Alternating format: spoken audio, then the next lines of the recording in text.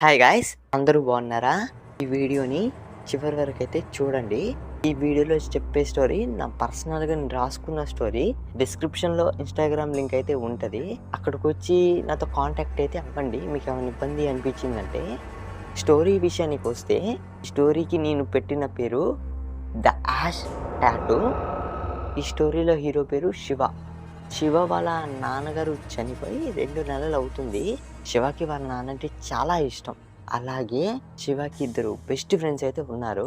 ఒకటి పేరు రవి, ఇంకొకటి పేరు సాయి. ఒకరోజు శివ యూట్యూబ్‌లో షార్ట్ వీడియోస్ అయితే చూస్తా ఉంటాడు. మధ్యలో ఒక షాట్ అయితే కనపడతది. ఆ షాట్‌లో యాష్ టాటూ గురించైతే చెప్తారు. యాష్ టాటూ అంటే చనిపోయిన వాళ్ళ హస్తికలు ఉంటాయి గదా! దాన్ని బ్లాక్ సీరమ్ అంటే టాటూ ఏసే ఇంక్ ఉంటది గదా! ఆ ఇంక్‌లో ఆ హస్తికలను కలిపైతే టాటూ వేస్తారు. దాన్ని యాష్ టాటూ అనైతే పిలుస్తారు. శివ ఆ షాట్ చూడంగానే తనకు గూడా అనిపిస్తది. టాటూ వేయించుకోవాలి అని. దాని గురించి సోషల్ మీడియాలో గూడా సెర్చ్ జేస్తాడు. అంటే అది వేయించుకున్న కానుంచి ఏమన్నా సైడ్ ఎఫెక్ట్స్ వస్తాయేమో అని సెర్చ్ చేసిన తర్వాత మంచిగానే ఉంటది.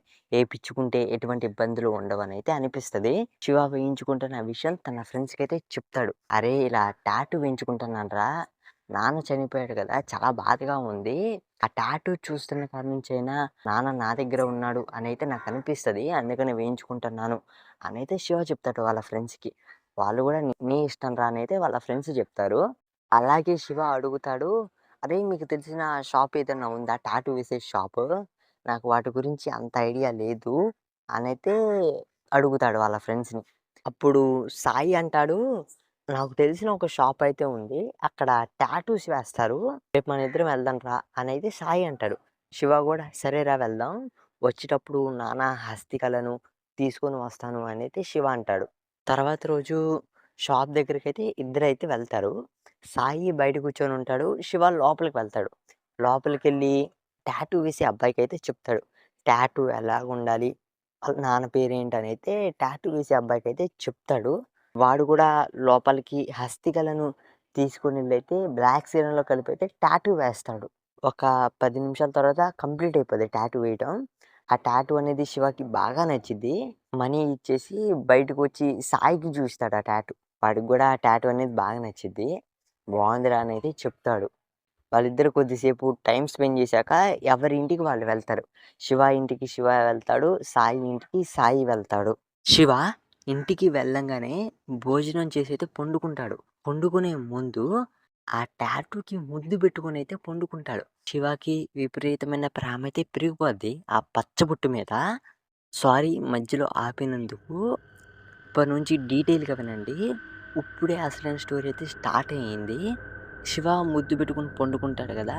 అర్ధరాత్రి అవ్వంగానే శివ చెవిలో కుక్కలు బొవ్వన అరుస్తున్నాయి. శివ ఉలిక్కిపడి లేసాడు.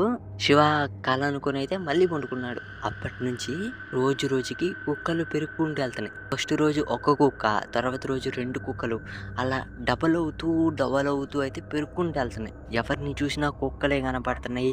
విపరీతమైన అరుపులొస్తున్నాయి. కళ్ళు మూసినా కుక్కే, కళ్ళు తెరిసినా కుక్కే. కుక్క, కుక్క, కుక్క, కుక్క. లైక్ ఇప్పుడు మీరు నా మొహం చూస్తున్నారు గదా! అలాగే ఏది చూసినా కుక్కే కనపడుతుంది. ఏం చేయాలో తెలియట్లేదు. మెంటల్ టార్చర్ అనుభవిస్తున్నాడు. ఒక 10 రోజుల తర్వాత ఈ విషయం తన ఫ్రెండ్స్‌కి చెబుదాము అని ఫోన్ చేసి, "అరే! మిమ్మల్ని అర్జెంట్‌గా కలవాలి. ఒక విషయం చెప్పాలి. చాలా భయమేస్తుందిరా" అనైతే శివ చెప్తాడు. అప్పుడు రవి అంటాడు, "సరేరా ఎందుకు అంత భయం నీకు? మా ఇంటికి రండి. మా ఇంటికాడ మాట్లాడుకుందాం" అనైతే రవి అంటాడు. వీళ్ళ ఇద్దరూ రవి వాళ్ళ ఇంటికైతే వెళ్తారు. రవి వాళ్ళ ఇంటికెళ్ళంగానే రవి అంటాడు, "ఏమైందిరా అంత అర్జెంట్‌గా ఫోన్ చేసావు" అనైతే రవి అంటాడు. శివ చెప్దామని నోరు తెరిసిన టైంలో దూరం నుంచి గుడిలో ఉన్న గంట మోగిన సౌండ్ అయితే ఇనపడతది. అప్పుడు శివ అంటాడు, "అరేయ్! గుడి దగ్గరికెళ్ళిన తర్వాత చెప్తారా? చాలా భయమేస్తుంది. ఆడికెళ్తే మనశ్శాంతిగా ఉంటది గదా!" అనైతే చెప్తాడు. అప్పుడు వీళ్ళ ముగ్గురు కలిపైతే గుడి దగ్గరికైతే వెళ్తారు. వెళ్ళిన తర్వాత ప్రదక్షిణలు చేస్తున్నప్పుడు శివ చెప్తాడు వాళ్ళిద్దరికీ, "అరే! ఇలా ఏది చూసినా కుక్కే కనపడుతుందిరా. చాలా భయమేస్తుంది. ఏం చేయాలో తెలియట్లేదు. నా దరిద్రమో ఏంటో తెలీదు గానీ, ఏ టీవీలో వచ్చే న్యూస్ చూస్తున్నా సరే యాంకర్ ఫేస్ దగ్గర కుక్కే కనపడుతుంది.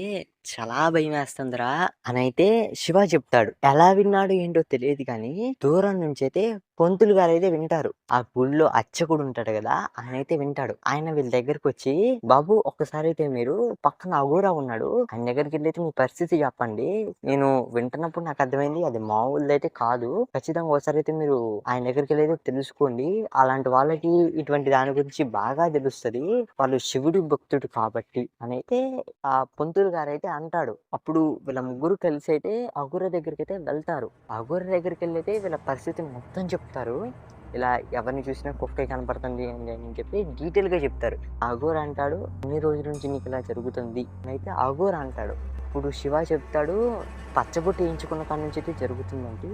ఒక 10 రోజులు" అని అయితే శివ చెప్తాడు. ఆ అఘోరా ఆ పచ్చబొట్టు పట్టుకొని, "ఎప్పుడైతే నువ్వు ఇది ఎంచుకున్నావో అప్పటినుంచి నీకు ఇదంతా స్టార్ట్ అయింది. చాలా పెద్ద తప్పు చేశావు" ఆ అఘోరా చెప్తాడు. "పచ్చబొట్టు వల్ల ఎందుకు ఇలా అవుతుంది?" అని అయితే శివ అడుగుతాడు ఆ అఘోరాని. అప్పుడు ఆ అఘోరా చెప్తాడు, "ఈ పచ్చబొట్లో నువ్వు అనుకుంటున్నట్టు మీ నాన్న హస్తికలు లేవు. క్షుద్ర పూజ చేసిన ఒక్క హస్తికలు ఉన్నాయి" అని అఘోరా అయితే చెప్తాడు. అప్పుడు భయంతో శివ, రవి, సాయి ముగ్గురు కూడా ఒకళ్ళ మొఖం ఒకళ్ళు చూసుకుంటూ అయితే ఉంటారు. సారీ, సారీ, సారీ మధ్యలో ఆపినందుకు. అసలు ఏం జరిగింది తర్వాత అనేదైతే మీరు సెకండ్ పార్ట్‌లో అయితే చూస్తారు. సెకండ్ పార్ట్ అనేది వీలైనంత తొందరగా అయితే అప్‌లోడ్ చేస్తాను. చాలా కష్టపడ్డాను.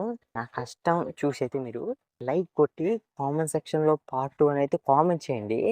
వీలైనంత తొందరగా అయితే అప్‌లోడ్ చేస్తాను పార్ట్ 2. అండ్ ఫైనల్‌గా థాంక్ యూ ఫర్ వాచింగ్ మామ.